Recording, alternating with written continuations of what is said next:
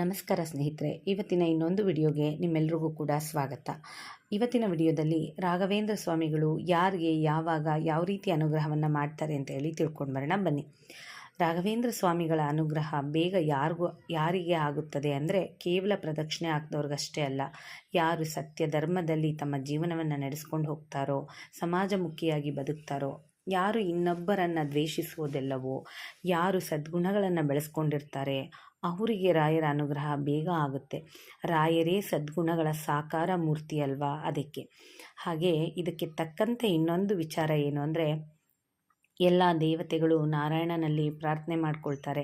ಹಿರಣ್ಯಕಶಿಪುವಿನ ಕಾಟವನ್ನು ತಡೆಯಲಾಗ್ತಿಲ್ಲ, ಯಾಗ ಯಜ್ಞಗಳನ್ನು ಮಾಡೋಕ್ಕಾಗ್ತಿಲ್ಲ, ಸತ್ಕಾರ್ಯ ನಡೆಯುವ ಹಾಗಿಲ್ಲ, ಎಲ್ಲ ಕಡೆ ನಿರ್ಬಂಧವನ್ನು ಮಾಡಿದ್ದಾನೆ ಹಿರಣ್ಯಕಶಿಪು.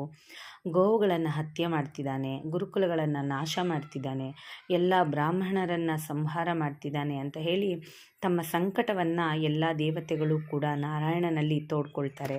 ಆಗ ವೈಕುಂಠಾಧಿಪತಿ ಭಗವಂತನು ಹೇಳ್ತಾನೆ, ಮುಂದೆ ಹಿರಣ್ಯಕಶಿಪುವಿಗೆ ಒಬ್ಬ ಮಗ ಹುಟ್ಟುತ್ತಾನೆ. ಅವನು ಪ್ರಶಾಂತವಾಗಿರ್ತಾನೆ, ಯಾರನ್ನೂ ಕೂಡ ದ್ವೇಷಿಸೋದಿಲ್ಲ. ಯಾವಾಗ ಅವನು ಪುತ್ರನಿಗೆ ದ್ರೋಹ ಬಗೆಯುತ್ತಾನೋ ಆಗ ಅವನು ಎಷ್ಟು ವರ ಪಡೆದಿದ್ದರೂ ನಾನು ಹಿರಣ್ಯಕಶಿಪುನ ಸಂಹಾರ ಮಾಡುತ್ತೇನೆ, ಅಲ್ಲಿಯವರೆಗೂ ತಾಳ್ಮೆಯಿಂದ ಇರಿ ಅಂತ ಹೇಳಿ ಭಗವಂತನೇ ದೇವತೆಗಳಿಗೆ ಆಜ್ಞೆ ಮಾಡಿ ಕಳಿಸ್ತಾನೆ. ಆ ಆಜ್ಞೆಯ ಪ್ರಕಾರ ಪ್ರಹ್ಲಾದ ಮಹಾರಾಜರು ಹಿರಣ್ಯಕಶಿಪುವಿನ ಮಗನಾಗಿ ಹುಟ್ಟುತ್ತಾರೆ. ಅಂದರೆ ನಮ್ಮ ರಾಘವೇಂದ್ರ ಸ್ವಾಮಿಗಳೇ ಆಗಿನ ಪ್ರಹ್ಲಾದ ಮಹಾರಾಜರಾಗಿರ್ತಾರೆ ಅಲ್ವಾ.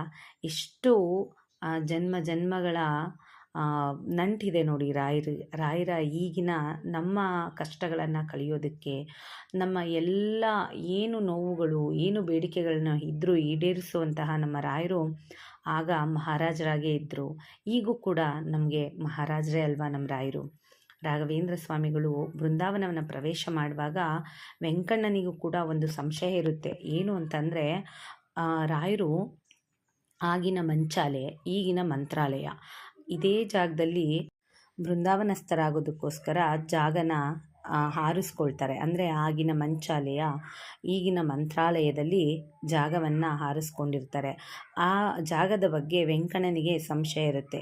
ಈ ಕಲ್ಲು ಮಣ್ಣು ಬಂಡೆಗಳಿರುವಂತಹ ಜಾಗ ಇದು, ಈ ಜಾಗವೇ ಬೇಕಂತ ಹೇಳಿ ಯಾಕೆ ಅಪೇಕ್ಷೆಯನ್ನು ಪಡ್ತಿದ್ದಾರೆ, ಇಲ್ಲಿಗೆ ಬರಬೇಕು ಅಂತ ಹೇಳಿ, ಇಲ್ಲಿನ ವಿಶಿಷ್ಟವಾದಂತಹ ಹಿನ್ನೆಲೆ ಏನಿದೆ.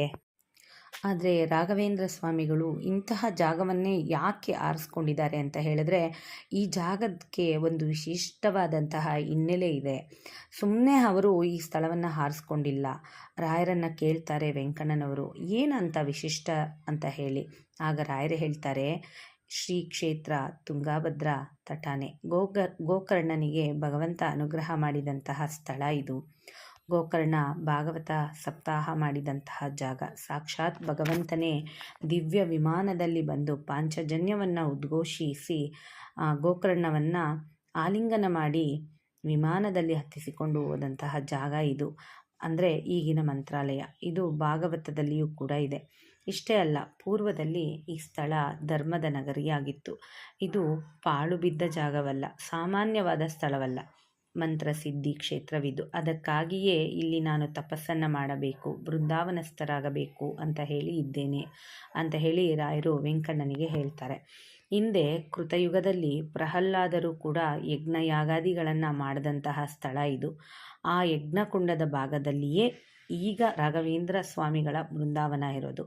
ರಾಘವೇಂದ್ರ ಸ್ವಾಮಿಗಳು ಕುಳಿತಿರುವಂತಹ ಜಾಗ ಆ ಯಜ್ಞಕುಂಡ ಮಾಡಿದಂತಹ ಸ್ಥಳದಲ್ಲಿದೆ. ಇದನ್ನು ನಾವು ಮಂತ್ರಾಲಯದಲ್ಲಿ ರಾಯರ ಮುಂದೆ ನಿಂತು ನಮಸ್ಕಾರ ಮಾಡುವಾಗ ಇದನ್ನು ಸ್ಮರಣೆ ಮಾಡಿಕೊಳ್ಬೇಕು. ಮತ್ತು ಜಗತ್ತಿನ ಯಾವ ಶಕ್ತಿಗೂ ಮಣಿಯದ ಅದ್ಭುತವಾದಂತಹ ಶಕ್ತಿ ಈ ಜಾಗಕ್ಕಿದೆ ಅಂತ ಹೇಳ್ತಾರೆ ರಾಯರು. ತ್ರೇತಾಯುಗದಲ್ಲಿ ಲಕ್ಷ್ಮಣನ ಸಮೇತ ಶ್ರೀರಾಮಚಂದ್ರ ಬಂದಾಗ ಸೀತೆಯ ಅನ್ವೇಷಣೆಗಾಗಿ ಅನೇಕ ಮುಹೂರ್ತಗಳ ಕಾಲ ಉಳಿದುಕೊಂಡು ವಿಶ್ರಾಂತಿ ಪಡೆದಿರುವಂತಹ ಜಾಗ ಕೂಡ ಇದೇ ಆಗಿರುತ್ತೆ. ರಾಮಚಂದ್ರನ ಪಾದದ ಧೂಳಿನ ಸಂಪರ್ಕವಾಗಿದೆ ಈ ಜಾಗಕ್ಕೆ ಅಂತ ಹೇಳ್ತಾರೆ. ದ್ವಾಪರದಲ್ಲಿ ಯುಧಿಷ್ಠರ ಅಶ್ವಮೇಧ ಯಾಗವನ್ನು ಮಾಡಿದಂತಹ ಯಾಗಾಶ್ವವನ್ನು ತೆಗೆದುಕೊಂಡು ಅರ್ಜುನ ಬರ್ತಾನೆ.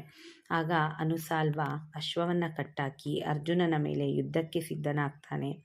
ಏನು ಮಾಡಿದರೂ ಅನುಸಾಲ್ವನನ್ನು ಸೋಲಿಸೋದಕ್ಕೆ ಅರ್ಜುನನಿಗೆ ಆಗೋದಿಲ್ಲ. ಅನುಸಾಲ್ವ ಸಾಮಾನ್ಯವಾದವನು. ಅರ್ಜುನನಿಗೆ ಆಶ್ಚರ್ಯ, ಇವ ಸೋಲುತ್ತಿಲ್ವಲ್ಲ ಅಂತ ಹೇಳಿ. ಆಗ ಕೃಷ್ಣನನ್ನು ಪ್ರಾರ್ಥನೆ ಮಾಡ್ಕೊಳ್ತಾನೆ, ನಿನ್ನ ಬಿಟ್ಟರೆ ಇನ್ನಾರೂ ಇಲ್ಲ ನನ್ನ ಕಾಪಾಡುವವರು. ಅನುಸಾಲ್ವ ಸಾಮಾನ್ಯನಾದವನು, ಆದರೂ ಸೋಲ್ತಿಲ್ಲ ಅಂತ ಹೇಳಿ ಭಗವಂತನು ಕಾಣಿಸ್ಕೊಳ್ತಾನೆ. ಹೇಳ್ತಾನೆ, ಅರ್ಜುನ, ಅನುಸಾಲ್ವ ದೊಡ್ಡ ಯೋಧನೇನೂ ಅಲ್ಲ. ನಿನ್ನ ಮುಂದೆ ಅವನು ಎಲ್ಲಿ ನಿಂತಿದ್ದಾನೆ? ಆ ರಥವಿದೆಯಲ್ಲ, ಪ್ರಹ್ಲಾದ ಯಜ್ಞಯಾಗಾದಿ ಮಾಡಿದಂತಹ ಕುಂಡದ ಮೇಲೆ ಅವನ ರಥ ನಿಂತಿದೆ. ಅದು ಅವನಿಗೆ ಗೊತ್ತಿಲ್ಲ. ಅದಕ್ಕಾಗಿ ಅವನನ್ನು ನೀನು ಸೋಲಿಸೋದಕ್ಕೂ ಆಗ್ತಿಲ್ಲ. ಅವರನ್ನು ಸ್ವಲ್ಪ ಹಿಂದೆ ಕಳುಹಿಸು, ಇಲ್ಲ ನೀನೇ ಮುಂದೆ ಹೋಗು. ಆ ಯಜ್ಞಕುಂಡದ ಭಾಗವನ್ನು ಅವನು ದಾಟಿಬಿಟ್ರೆ ನೀನು ಸಂಹಾರ ಮಾಡಬಹುದು ಅಂತ ಹೇಳಿ ಕೃಷ್ಣ ಪರಮಾತ್ಮ ಹೇಳ್ತಾರೆ. ಹಾಗೆಯೇ ಅರ್ಜುನನು ಅವನನ್ನು ಆ ಜಾಗದಿಂದ ಹಿಂದಕ್ಕೆ ಕಳುಹಿಸಿ ಅನುಸಾರನನ್ನು ಸಂಹಾರ ಮಾಡ್ತಾನೆ. ಹೀಗೆ ರಾಯರು ಎಲ್ಲ ಯುಗದಲ್ಲೂ ನಡೆದದ್ದನ್ನು ವೆಂಕಣ್ಣನಿಗೆ ಹೇಳ್ತಾರೆ. ಹಾಗೆಯೇ ಕಲಿಯುಗದಲ್ಲಿ ಈ ಸ್ಥಳ ರಾಷ್ಟ್ರಕೂಟರಿಗೆ ಸೇರಿದ್ದು. ರಾಷ್ಟ್ರಕೂಟರ ಆಳ್ವಿಕೆಯಲ್ಲಿತ್ತು. ವಾಯುದೇವರೇ ಆದಂತಹ ಹನುಮದೇವರ ಲೀಲಾಭೂಮಿ ಇದು. ವಿಜಯನಗರ ಸಾಮ್ರಾಜ್ಯ ನಿರ್ಮಾಣವಾದಂತಹ ಪುಣ್ಯಭೂಮಿಯೂ ಕೂಡ ಇದೆ. ಕೃಷ್ಣದೇವರಾಯನಿಗೆ ರಾಜಗುರುಗಳು ವ್ಯಾಸರಾಜರು, ಆ ವ್ಯಾಸರಾಜರೇ ರಾಘವೇಂದ್ರರು. ಹಾಗೂ ರಾಯರು ವೆಂಕಣ್ಣನಿಗೆ ಒಂದು ಮಾತು ಹೇಳ್ತಾರೆ, ನಮ್ಮ ಪರಂಪರೆಯಲ್ಲಿ ಹಿಂದೆ ಬಂದಂಥವರು ವಿಬುಧೇಂದ್ರ ತೀರ್ಥರು ಬಹಳ ಜ್ಞಾನಿಗಳು. ಅವರ ಜ್ಞಾನ, ಭಕ್ತಿ, ವೈರಾಗ್ಯ ಇದನ್ನೆಲ್ಲ ನೋಡಿದಂತಹ ಕನ್ನಡ ಸಾಮ್ರಾಟರು ಈ ಗ್ರಾಮವನ್ನು ದಾನ ಮಾಡಿಬಿಟ್ಟಿದ್ದಾರೆ. ವಿಬುಧೇಂದ್ರ ತೀರ್ಥರು 1435ರಿಂದ 1490ರಲ್ಲಿ ಇದ್ದವರು. ನಂತರ ವಿಜಯೇಂದ್ರ ತೀರ್ಥರು 5ನೇಯವರು. ಈಗ ಈ ಜಾಗವನ್ನು ನಾವು ಪಡೆದುಕೊಂಡಿದ್ದೇವೆ. ಮೊಘಲರ ಸಾಮ್ರಾಜ್ಯ ಸ್ಥಾಪನೆ ಆಗಿತ್ತು, ನಮ್ಮ ಕೈ ತಪ್ಪಿ ಹೊರಟು ಹೋಗಿತ್ತು. ಈಗ ನಮ್ಮದೇ ಆದಂತಹ ಜಾಗವನ್ನು ನಾವು ಪಡೆದುಕೊಂಡು ಇದ್ಯಾವುದೋ ಹೊಸ ಜಾಗವಲ್ಲ ಅಂತ ಹೇಳಿ ರಾಘವೇಂದ್ರ ಸ್ವಾಮಿಗಳು ವೆಂಕಣ್ಣನಿಗೆ ಹೇಳ್ತಾರೆ. ಇದನ್ನು ಕೇಳಿ ವೆಂಕಣ್ಣನಿಗೆ ಆನಂದವಾಗಿ ಬಿಡುತ್ತೆ. ಇದೆಲ್ಲ ರಾಯರಿಗೆ ಮಾತ್ರ ಗೊತ್ತಾಗೋದು, ಇನ್ನು ಬೇರೆ ಯಾರಿಗೂ ಕೂಡ ಗೊತ್ತಾಗಲು ಸಾಧ್ಯ ಇಲ್ಲ. ವಿಬುಧೇಂದ್ರ ತೀರ್ಥರು ಅನೇಕ ವರ್ಷಗಳ ಈ ಜಾಗದಲ್ಲಿ ತಪಸ್ಸನ್ನು ಮಾಡಿದ್ದಾರೆ ಅಂತ ಹೇಳ್ತಾರೆ. ರಾಯರು ಸ್ವತಃ ಶ್ರೀನಿವಾಸನ ಅಪ್ಪಣೆಯನ್ನು ಪಡೆದು ಮಹಾದುರ್ಗೆಯಾದಂತಹ ಮಾಂಚಾಲಿ ದೇವಿಯ ಪ್ರಾರ್ಥನೆಯನ್ನು ಮಾಡಿಕೊಂಡು ಆಕೆಯ ಅನುಗ್ರಹವನ್ನು ಪಡೆದುಕೊಂಡು ಈ ಜಾಗದಲ್ಲಿ ನೆಲೆಸ್ತಾರೆ. ಭಾಗವತದಲ್ಲಿ ಪ್ರಹ್ಲಾದರು ಹೇಳ್ತಾರೆ, ಹಿರಣ್ಯಕಶಿಪುವಿನ ಎದುರಿಗೆ ಹೇಳ್ತಾರೆ, ಭಗವಂತನಲ್ಲಿ ನವವಿಧವಾದಂತಹ ಭಕ್ತಿಯನ್ನು ಅದನ್ನು ತಮ್ಮ ಜೀವನದಲ್ಲಿ ತೋರಿಸ್ಕೊಂಡು ರಾಯರು ಹೇಳಿದ ಹಾಗೆ ಮಂತ್ರಾಲಯ ಮಂತ್ರ ಸಿದ್ಧಿ ಜಾಗವದು. ಮಂತ್ರಾಲಯಕ್ಕೆ ಹೋಗುವವರು ಆ ಭೂಮಿಯನ್ನು ಮುಟ್ಟುವಾಗಲೇ ಪಾದರಕ್ಷೆಯನ್ನು ಹಾಕಿಕೊಳ್ಳಬಾರ್ದು, ಕಣ್ಣಿಗೊತ್ತಿಕೊಳ್ಳಬೇಕು. ಅಂತಹ ಪುಣ್ಯ ಭೂಮಿ ಮಂತ್ರಾಲಯ. ಅಲ್ಲಿ ನಮಗಾಗಿ ಕುಳಿತು ತಪಸ್ಸು ಮಾಡ್ತಿದ್ದಾರೆ ನಮ್ಮ ರಾಘವೇಂದ್ರ ಸ್ವಾಮಿಗಳು. ರಾಯರು ಕರುಣೆ, ಅನುಗ್ರಹ, ಆಶೀರ್ವಾದ ಎಲ್ರಿಗೂ ಕೂಡ ಸದಾ ಕಾಲ ನೀಡ್ತಿರ್ತಾರೆ. ಇದ್ರ ಮುಖಾಂತರ ನಾವೇನು ತಿಳ್ಕೊಳ್ಬೇಕು ಅಂತ ಹೇಳಿದ್ರೆ, ನಾವು ಆಡಂಬರದ ಜೀವನ ನಡೆಸಬಾರ್ದು. ಆಡಂಬರವಾಗಿ ನಾವು ಯಾವುದೇ ಪೂಜಾ ವಿಧಾನಗಳನ್ನು ಮಾಡಬಾರ್ದು. ನಮಗೆ ಭಕ್ತಿಯೊಂದೇ ಮುಖ್ಯ ಆಗಿರುತ್ತೆ. ರಾಯರಿಗೆ ಕೇವಲ ಪ್ರದಕ್ಷಿಣೆ ಹಾಕಿದವ್ರಿಗೆ ಅಥವಾ ಪೂಜೆಯನ್ನು ಮಾಡಿದವ್ರಿಗೆ ಅಥವಾ ಇನ್ಯಾವುದೋ ರೀತಿಯಲ್ಲಿ ಪೂಜಾ ವಿಧಾನಗಳನ್ನು ನೆರವೇರಿಸಿದವ್ರಿಗೆ ಅಥವಾ ಏನೋ ಒಂದು ಈಗಿನ ಕಾಲದಲ್ಲಿ ದುಡ್ಡಿಂದ ನಾವು ತಗೊಂಡು ರಾಯರಿಗೆ ಕೊಡಬಹುದು ಅಂತ ಅಂದ್ಕೊಳ್ಳೋ ಅಂಥವ್ರಿಗೆ ರಾಯರ ಅನುಗ್ರಹ ಅನ್ನೋದು ಆಗುತ್ತೋ ಬಿಡುತ್ತೋ ಗೊತ್ತಿಲ್ಲ. ಆದರೆ ಸತ್ಯವಾಗಿ ಸತ್ಯ ಧರ್ಮದಲ್ಲಿ ಜೀವನವನ್ನು ನಡೆಸ್ಕೊಂಡು ಸಮಾಜಮುಖಿಯಾಗಿ ಯಾರು ಬದುಕ್ತಿರ್ತಾರೋ, ಸದ್ಗುಣಗಳನ್ನು ಯಾರು ಬೆಳೆಸ್ಕೊಂಡಿರ್ತಾರೋ ಅಂತಹವರಿಗಂತೂ ರಾಯರು ಯಾವಾಗಲೂ ಅನುಗ್ರಹವನ್ನು ನೀಡ್ತಾರೆ ಅಂತಲೇ ಹೇಳ್ಬೋದು ಸ್ನೇಹಿತರೆ. ಹಾಗೆ ನಮ್ಮ ಜೀವನದಲ್ಲೂ ಕೂಡ ರಾಯರ ಅನುಗ್ರಹ ಆಗಬೇಕು ಅಂದರೆ ನಾವು ಕೂಡ ಸದ್ಮಾರ್ಗದಲ್ಲಿ ಸದ್ಗುಣಗಳನ್ನು ಬೆಳೆಸ್ಕೊಂಡು ಸತ್ಯ ಧರ್ಮದಲ್ಲಿ ಬೆಳೀತಾ ಬಂದರೆ ನಮಗೂ ಕೂಡ ರಾಯರ ಅನುಗ್ರಹ ಆಗುತ್ತೆ ಅಂತಲೇ ಹೇಳ್ಬೋದು. ಇದಕ್ಕೆ ಸಾಕ್ಷಿ ರಾಯರೇ ವೆಂಕಣ್ಣನಿಗೆ ಹೇಳಿದ ಹಾಗೆ. ನಾವು ಮಂತ್ರಾಲಯಕ್ಕೆ ಹೋಗಬೇಕು ಅಂದರೆ ನಾವು ಅಂದ್ಕೊಂಡ ಹಾಗೆಲ್ಲ ಹೋಗೋದಕ್ಕಾಗೋದಿಲ್ಲ. ರಾಯರೇ ನಮ್ಮನ್ನು ಕರೆಸ್ಕೊಳ್ಬೇಕು. ಅದಕ್ಕೆ ಎಷ್ಟೋ ಜನ ಇವತ್ತು ಜೀವನದಲ್ಲಿ ರಾಯನನ್ನು ಹುಡ್ಕೊಂಡು ಹೋಗ್ತಾ ಇರ್ತಾರೆ. ಹೋಗಬೇಕು ಅಂತ ಅಂದ್ಕೊಂಡವರಿಗೆ ಹೋಗೋಕ್ಕಾಗೋದೇ ಇಲ್ಲ. ಅಂದ್ಕೊಂಡದ್ದು ಮಾತ್ರಕ್ಕೆ ನಾವು ಹೋಗೋದಲ್ಲ, ರಾಯರೇ ನಮ್ಮನ್ನು ಕರೆಸ್ಕೊಳ್ಬೇಕು. ಏಕೆಂದರೆ ಮಂತ್ರಾಲಯ ಅಂದರೆ ಅದು ಮಂತ್ರಸಿದ್ಧಿಯ ಜಾಗ ಅಂತಲೇ ಹೇಳ್ಬೋದು. ಎಷ್ಟೋ ಯಾಗ ಯಜ್ಞಗಳನ್ನು ನಡೆಸಿರುವಂತಹ ಸ್ಥಳ. ಸ್ವತಃ ಶ್ರೀರಾಮನೇ ಅಲ್ಲಿ ಪಾದಸ್ಪರ್ಶವನ್ನು ಮಾಡಿರುವಂತಹ ಸ್ಥಳ.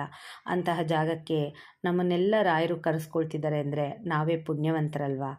ನಿಜವಾಗ್ಲೂ ನಾವು ರಾಯರ ಭಕ್ತರು ಅಂತ ಹೇಳ್ಕೊಳ್ಳೋದಕ್ಕೆ ತುಂಬ ಖುಷಿಯಾಗುತ್ತೆ.